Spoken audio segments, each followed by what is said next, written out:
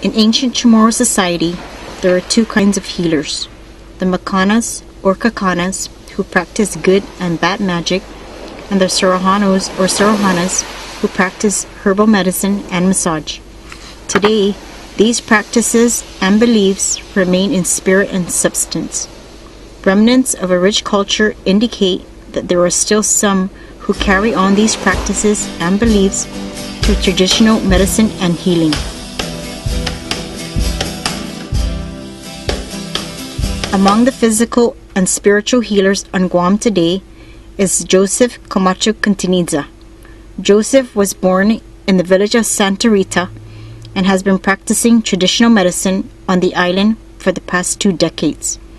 It is a calling that has been passed on in his family for generations. Okay, when I was young, like 6, 7 years old, my grandmother used to help infant baby for congested asthma and why could the Guinea, Mapung, Maula, something. So she's the one telling me to pick up the herbs at the neighbor's house. So I never turned my grandmother down. I always obeyed her. That's how I know about the herbs. But I started since 1985 until now. So that means 28 years already I've been doing this. Joseph uses a number of methods and natural medicines to treat his patients. His knowledge of herbal medicine and massage helps relieve the common headaches, body aches, and pain, as well as other body ailments.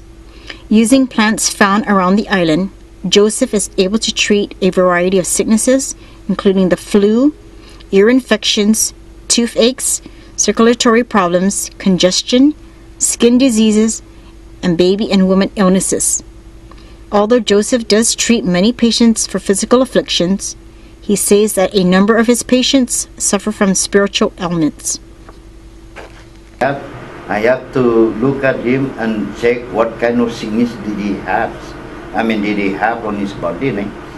If it's the Totomona, I can tell already that it's from the Totomona, because they're gonna make him swollen, and when I see it and it's shiny, so that's from the Totomona. I can tell whether male or female. Now the other thing, if it's a bad spirit with the devil, I can tell whether a male or female bad spirit, but the master is the devil. So I know already what kind of what you call that, a liquid to remove the pain on their body and the heat. But on the Totomona sickness, I always use the herbs. Bad luck, evil spirits, and sometimes being disrespectful is what is believed to be causes of ills and misfortunes. Therefore, respect and reverence for the land and ancestors plays an important role in the Chamorro culture. Joseph believes that if this role is not practiced, this is what makes his patients susceptible to the Totomona sickness. A sickness that manifests itself in causing a person to be disoriented, have high fevers, feel nauseated, lack sleep and appetite, and even feel like he or she is being smothered. Because I can't even eat. I always throw out my food. Even to drink water, everything just comes out. I've been to the medical world, but they couldn't find out what's wrong, what's causing it. I went to someone who foresees on a plate, and she did see some spiritual people. They say it's the bad spirits that were making me sick. I'm always not sleeping good at night. Between the midnight and early morning, I'm always awake for some reason. I'm always feeling like someone is close to me, like even where my neck area, putting pressure on me. Yeah, like they want to get into my body, and I can feel their presence, although I don't feel goosebumps or anything, but I feel that there's somebody there.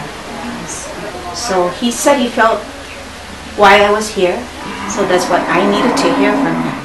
And hopefully his treatment to me would be good. What type of treatment is it? Just the liquids that he uses. Holy water. Holy water. Now I feel, like you said, relaxed, because he said that I was white and I was kind of like hot. Yeah, now you look red. Yeah, so Your face look reddish. yeah. When Joseph goes out into nature, he always asks for permission. He believes with the permission of the ancestors, he will be guided into the land and will be able to find the right medicinal plants and herbs to treat his patients. Asking permission is a sign of respect among the land and ancestors. Again, respect and reverence for the land and ancestors is important. He believes that if a person got sick, it was because he or she did not ask permission first before going into the jungles and therefore may have offended nature, causing an evil spell to be cast on them. Still today, evidence of the practices of the Suruhanos and Suruhanas can still be found around the island in our jungles, museums, or parks. The traditional lusong, which is a large stone mortar, lumok, dishes or pestles, and putat, a small portable mortar, were used for processing medicinal plants. Other artifacts made from stone indicate that these tools may have been used in medicine preparation dating back to the Lati period.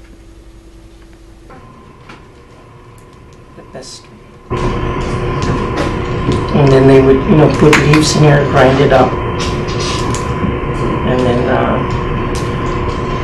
a lot of times, they would put it in a rag or something, and then squeeze the medicine, down the nostrils and through the sick individual, particularly children. As Guam becomes more and more developed, some of these medicinal plants are becoming scarce. To educate Guam's people and instill our cultural practices, some government agencies have maintained a collection of artifacts, started cultural tours, and medicinal gardens of these artifacts or plants and herbs used by Suruhanos and Suruhanas. This is a step in educating Guam's people of our natural medicinal store and environmental diversity, as well as the importance of our ancestral practices and beliefs. When a visitor comes here, we simply show them the plants that are used for medicine, and we sometimes explain for what type of illness and all that. But again, it's serving a public educational, outreach program.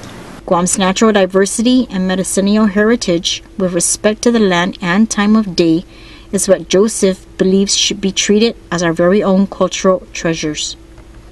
The first thing is to respect their time. Like 6:30, that's their time, we call it Lem Lem Tau Tau. Once you respect their time, they won't bother you.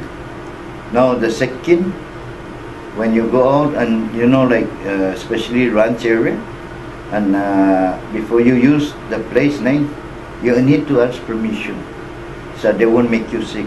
Once you ask permission, they won't bother you. But if you don't ask permission, believe me, something will come to you.